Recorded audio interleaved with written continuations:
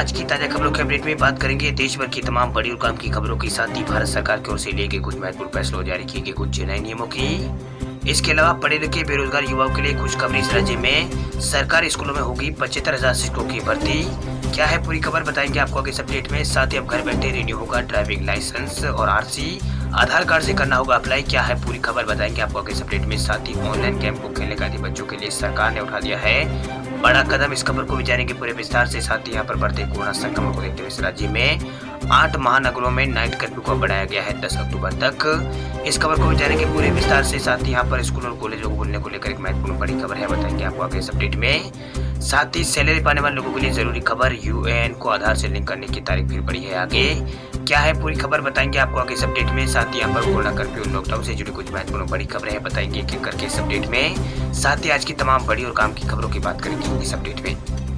बात करते हैं आज की पहली बड़ी खबर की, तो सैलरी पाने वाले लोगों के लिए जरूरी खबर, यूएएन से आधार लिंक करने की तारीख 30 नवंबर तक बढ़ी।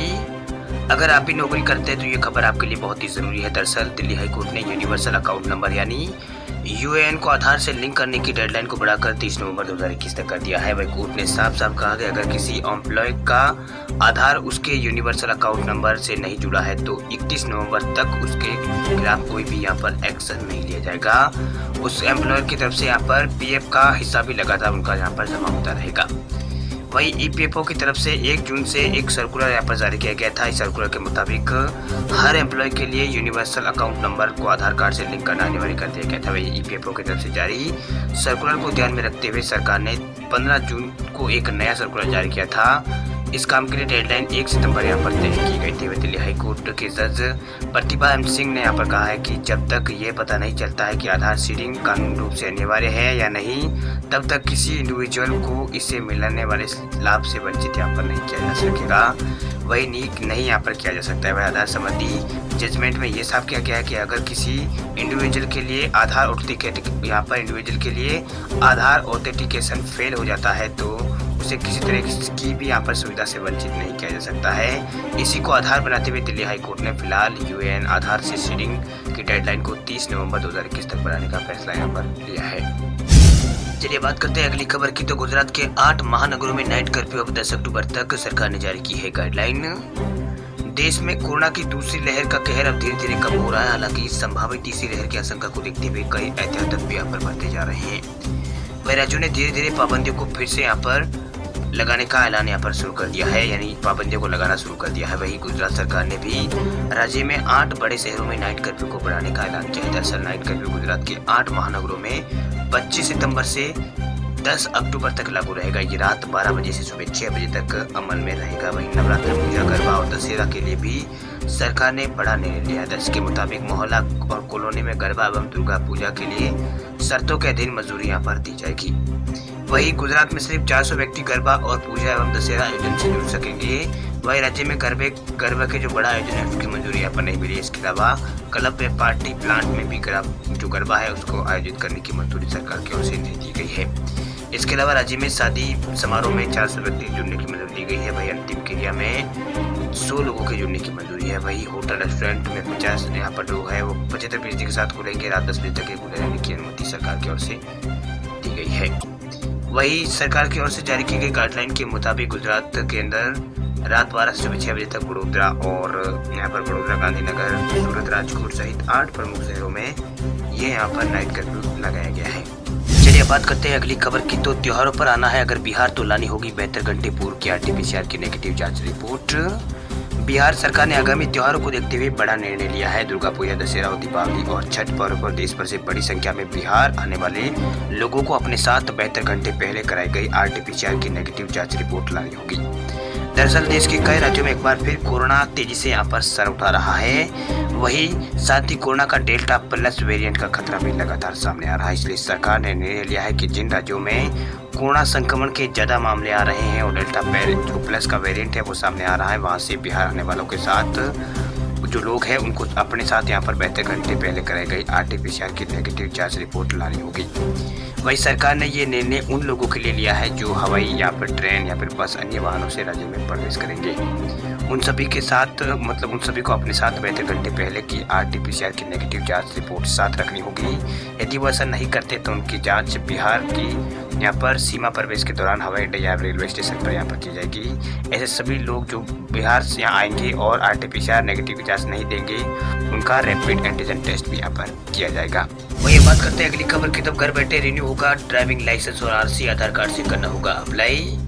आधार आज के समय बहुत ही काम की चीज़ है, बड़े से बड़े काम इससे चुटकी में हो जाते हैं। वही घर बैठे यहाँ पर ये काम हो जाते हैं। एक और इस बड़े काम की सुविधा इसमें यहाँ पर मिलने जा रही है। दरअसल लोगों को पता नहीं कहाँ जिसके लिए यहाँ पर चक्कर लगाना पड़ते हैं। ये काम आपके ड्राइविंग लाइसेंस और RC से जुड़ा है। आने वाले समय में आप घर बैठे ड्राइविंग लाइसेंस और RC को रिन्यू करा सकेंगे, वो भी अपने आधार कार्ड से।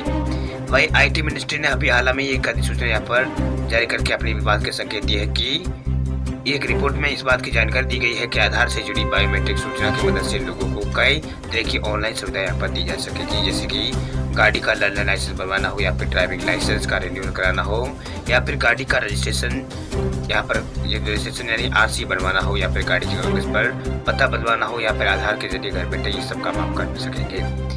वही अगस्त महीने में सड़क परिवहन और राजमार्ग मंत्रालय ने IT मिनिस्ट्री को एक पत्र लिखा था। वह पत्र में मांग की गई थी कि आधार ऑथेंटिकेशन को ड्राइविंग लाइसेंस और RC से जोड़ने का काम में इस्तेमाल यहाँ पर करने की अनुमति दी जाए। इसके लिए परिवहन मंत्रालय ने गुड गवर्नेंस रूल्स का हवाला यहाँ पर दिया था। वही परिवहन मंत्रालय का कहना है कि आधार से अगर ड्राइविंग लाइसेंस और RC रिन्यूअल को यहाँ पर जोड़ दिया जाए तो फर्जी कागज बनवाने का सिलसिला रुक जाएगा। वही बात करते हैं अगली खबर की, तो झारखंड के पढ़े लिखे युवाओं के लिए खुशखबरी, सरकारी स्कूलों में होगी 25,000 शिक्षकों की भर्ती।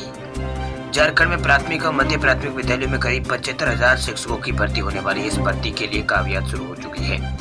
वही शिक्षकों के नए पदों के सृजन के साथ ही नियुक्ति और नियमावली में संशोधन की तैयारी चल रही है। वही शिक्षकों की यहाँ पर शिक्षकों की इस वैकेंसी पर वे पद भी शामिल होंगे जो 2015-16 में नियुक्ति के बाद भी रिक्त हो गए थे, यानी नियुक्ति के बाद रह गए थे।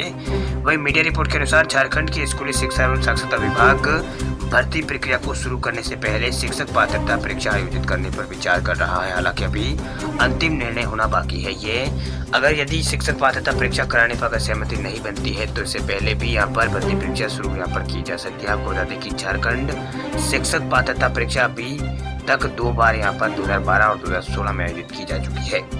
वही झारखंड में शिक्षक भर्ती की नियमावली में कुछ बदलाव किए जा रहे हैं। इनमें से कुछ 5 तक और यहाँ पर कुछ कक्षा 6 से 8वीं तक के शिक्षकों की भर्ती के लिए शिक्षक पात्रता परीक्षा के साथ एक और परीक्षा लेने का प्रावधान शामिल है। इस परीक्षा का आयोजन झारखंड कर्मचारी चयन आयोग करेगा। हालांकि शिक्षक पात्रता परीक्षा पास करने वाले हैं इसका विरोध यहाँ पर कर रहे हैं। वही शिक्षक पात्रता परीक्षा कराए बिना ही शिक्षक भर्ती प्रक्रिया शुरू होने पर इसके विरोध की आशंका है। वही मामला अदालत तक जा सकता है। इसी वजह से शिक्षक पात्रता परीक्षा लेने पर विचार किया जा रहा है। स्कूली शिक्षा एवं साक्षरता विभाग प्राथमिक एवं मध्य प्राथमिक विद्यालयों में 71,000 नए पदों का सृजन की तैयारी यहाँ पर कर रहा है। इसे प्रशासकीय पदवर्ग समिति और विधि विभाग और वित्त विभाग और कार्मिक विभाग की भी स्वीकृति यहाँ पर ली जा रही है। वही बात करते हैं अगली खबर की, तो बैंक खाताधारकों के लिए जरूरी खबर, 1 अक्टूबर से नहीं काम आएंगे इन बैंकों के पुराने चेक। आज ही कराने अपडेट, नहीं तो अटक जाएगा आपका काम। अगर आपका भी खाता ओरिएंटल बैंक ऑफ कॉमर्स या फिर यूनाइटेड बैंक ऑफ इंडिया या फिर इलाहाबाद बैंक में अगर आपका अकाउंट है तो आपके लिए जरूरी खबर है, काम की खबर है। दरअसल 1 अक्टूबर 2021 से आपके जो पुराने चेकबुक है वो बेकार हो जाएंगे, इसलिए जितना जल्दी हो सके बैंक से नया चेकबुक प्राप्त कर ले, नहीं तो आपके जरूरी जो काम है वो अटक सकते हैं। वही दरअसल ओरिएंटल बैंक ऑफ कॉमर्स और यूनाइटेड बैंक ऑफ इंडिया का मर्जर यहाँ पर पंजाब नेशनल बैंक में हो गया है, जिसके बाद अब दोनों बैंकों के पुराने चेक 1 अक्टूबर के बाद भुगतान के लिए स्वीकार नहीं किए जाएंगे। इसी तरह इलाहाबाद बैंक का मर्जर भी इंडियन बैंक में हो गया है। वही PNB बैंक ने एक ट्वीट करके कहा है कि 1 अक्टूबर से OBC यानी ओरिएंटल बैंक ऑफ कॉमर्स और UNA यानी यूनाइटेड यहाँ पर ये यूएनआई बैंक के पुराने चेकबुक है जो यहाँ पर बेकार हो जाएंगे। वे ग्राहकों से अनुरोध है कि अपना नया यहाँ पर PNB का चेकबुक बैंक से प्राप्त कर ले। भाई PNB बैंक ने अपने कस्टमर को अपडेटेड IFSC MICR वाले चेकबुक लेने को कहा है। इसी तरह इंडियन बैंक ने भी ट्वीट करके यहाँ पर कहा है कि इलाहाबाद बैंक है उसके ग्राहकों को पुराने चेक 1 अक्टूबर 2021 तक भुगतान करने के लिए स्वीकार यहाँ पर नहीं किए जाएंगे। आपसे अनुरोध है कृपया निर्बाध बैंकिंग के लिए इंडियन बैंक की नई चेकबुक प्राप्त करिए, यहाँ पर बैंक की ओर से कहा गया है। वहीं बैंकों के कस्टमर को बड़ी आसानी से अपनी नई चेकबुक प्राप्त वो कर सकते हैं। इसके लिए वो अपने नज़दीकी बैंक ब्रांच से संपर्क कर सकते हैं। यदि बैंक ब्रांच तक वो नहीं जाना चाहते हैं तो आप इंटरनेट बैंकिंग या फिर मोबाइल बैंकिंग की सहायता से भी नई चेकबुक के लिए अप्लाई कर सकते हैं। वही बैंक के कस्टमर ATM के जरिए भी नई चेकबुक को यहाँ पर प्राप्त कर नई चेकबुक के लिए रिक्वेस्ट कर सकते हैं। ये बात करते हैं अगली खबर की, तो ऑनलाइन गेम खेलने के आदि बच्चों के लिए खुलेगा डिजिटल नशा मुक्ति केंद्र। केरल सरकार ने लिया है बड़ा फैसला। केरल के मुख्यमंत्री पिनराई विजयन ने शनिवार को ऑनलाइन गेम के आदी हो चुके बच्चों को मुख्यधारा में लाने के लिए राज्य में डिजिटल नशा मुक्ति केंद्र स्थापित करने की घोषणा की है।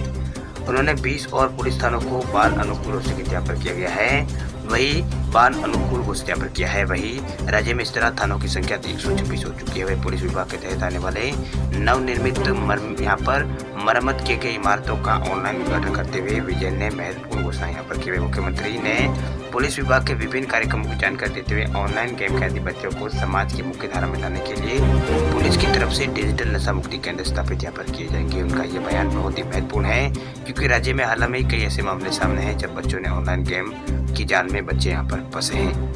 वही बात करते हैं अगली खबर की, तो स्कूलों को खोलने को लेकर बड़ी खबर। बिहार में आंगनबाड़ी और हिमाचल में 9वीं से लगाकर 12वीं और महाराष्ट्र में 5वीं से लगाकर 12वीं तक खुलेंगे स्कूल। समूचे महाराष्ट्र में 4 अक्टूबर से स्कूलों को फिर से खोला जाएगा। वही राज्य सरकार ने ये जानकारी यहाँ पर दी है। महाराष्ट्र की शिक्षा मंत्री वर्षा गायकवाड़ ने कहा है कि राज्य में ग्रामीण क्षेत्रों के सभी स्कूलों में 5वीं से 12वीं तक की कक्षा के लिए विद्यार्थियों के लिए यहाँ पर स्कूलों में आने की अनुमति विद्यार्थियों को दी जाएगी। वही शिक्षा मंत्री ने कहा कि इसके अलावा राज्य के सभी शहरी क्षेत्रों में 8वीं से 12वीं तक के स्कूल खुलेंगे। वह इससे पहले उन इलाकों में स्कूल ऐसे ही यहाँ पर कक्षाएं संचालित की जा रही थी जहाँ कोविड-19 स्थिति नियंत्रण में थी। राज्य सरकार के मुताबिक शहरी क्षेत्रों में पहली बार 7वीं कक्षा जबकि ग्रामीण क्षेत्रों में पहली से 4थी कक्षा के विद्यार्थियों को अभी यहाँ पर इसकी अनुमति नहीं है। वही शिक्षा मंत्री ने कहा कि हालांकि पूरे राज्य में स्कूल फिर से खुलेंगे। वही विद्यार्थियों के लिए स्कूल आने की कोई बाध्यता यहाँ पर नहीं है। यदि वे कक्षा में उपस्थित होना चाहते हैं तो उनके माता पिता की सहमति आवश्यक होगी। वही उन्होंने कहा कि राज्य के स्कूल शिक्षा विभाग की ओर से किए गए एक सर्वेक्षण के मुताबिक 70% अधिक अभिभावक अपने बच्चों को स्कूल भेजने के इच्छुक महाराष्ट्र में है। वही शिक्षा मंत्री की ओर से यहाँ पर ये बात कही गई, आंकड़ा बताया गया है। इसके अलावा हिमाचल प्रदेश में 27 अक्टूबर से स्कूलों को खोलने का फैसला यहाँ पर लिया गया है। वही हिमाचल प्रदेश सरकार ने 9वीं से यहाँ पर 27 सितंबर से यहाँ पर स्कूलों को खोलने को यहाँ पर सोमवार से 9वीं से लगाकर 12वीं कक्षा के लिए विद्यार्थियों के लिए स्कूलों को खोलने का फैसला किया है जो कि कोविड-19 की वजह से यहाँ पर बनते। वही राज्य के मुख्यमंत्री जयराम ठाकुर की अध्यक्षता में हुई मंत्रिमंडल की बैठक में स्कूलों को खोलने का निर्णय यहाँ पर लिया गया। इस संबंध में अधिकारियों ने कहा है कि कक्षा 10वीं और 12वीं की कक्षाओं के विद्यार्थियों को सप्ताह में सोमवार और मंगलवार और बुधवार के लिए विद्यालय को आएंगे जबकि 9वीं और 11वीं के बृहस्पतिवार, शुक्रवार और शनिवार को विद्यालय ये विद्यार्थी आ सकेंगे। इसके अलावा बिहार राज्य के अंदर 15 नवंबर तक आंगनबाड़ी केंद्र खोलने का फैसला हुआ है। बिहार के सीएम ने ट्वीट करके इस बारे में जानकारी दी है। वही बात करते हैं अगली खबर की, तो देश में कोरोना का ग्राफ पहुंचा 30,000 से नीचे। 24 घंटों में 29,716 नए केस आए सामने। भारत में कोरोना संक्रमितों की संख्या में कई दिनों बाद 30,000 से जो कोरोना संक्रमितों का आंकड़ा है वो 30,000 से नीचे गया है। वही पिछले कई दिनों से कोरोना वायरस संक्रमितों की मृत्यु की संख्या 30,000 से 40,000 के बीच रिकॉर्ड की जा रही है।